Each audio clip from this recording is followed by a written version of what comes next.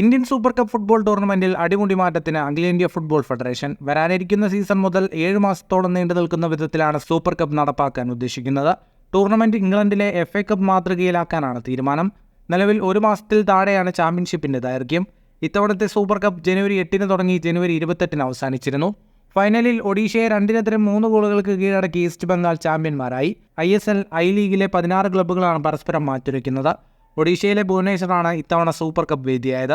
പുതിയ season 2024 October 1 തുടങ്ങുന്ന വിധത്തിലാണ് ക്രമീകരിച്ചിരിക്കുന്നത്. മെയ് 15 വരെ നീണ്ടു നിൽക്കും. മത്സരക്രമം ദീർഘിപ്പിക്കുന്നത് കളിക്കാർക്കും ISL ക്ലബിനും ആശ്വാസമായേക്കും. നിലവിൽ ISL നിർത്തിവെച്ചാണ് സൂപ്പർ കപ്പ് നടത്തിവരുന്നത്. ഈ വർഷത്തെ ഫുട്ബോൾ കലണ്ടറും ഫുട്ബോൾ ഫെഡറേഷൻ പുറത്തുവിട്ടു. സാധാരണയായി 12 റൗണ്ടുകളും സെമി ഫൈനലും ഫൈനലുമാണ് FA കപ്പിനുള്ളത്.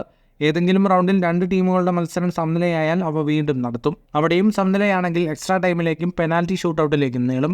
സെമി ഫൈനൽ മത്സരങ്ങൾ ഒറ്റപ്പാദമായാണ് നടക്കുക. കൂടുതൽ ഫുട്ബോൾ വാർത്തകൾക്കായി ഈ ചാനൽ ഇപ്പോൾ തന്നെ സബ്സ്ക്രൈബ് ചെയ്യൂ.